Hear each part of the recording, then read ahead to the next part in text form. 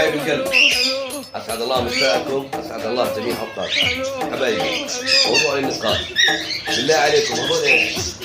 هذول ايش؟ ببغاوات. كل يوم يا اخوان بعاني من هاي المشكله. شكرا عليكم، مرحبا معلم، يعطيك العافيه. هلا معلم، الله يعطي عمرك، اهلا وسهلا، يا مرحبا، شرفت نورت المحل. معلم والله بدي اسالك، تفضل مرنا. هذول ببغاوات؟ ايش؟ لا هذول ببغاوات يعني بس من الصف العاطله يعني هيك، ماني بدي ارد عليه، اقول له هذول كلاب. ايش اقول له؟ هذول خرفان، هذول نعام، ايش اقول له؟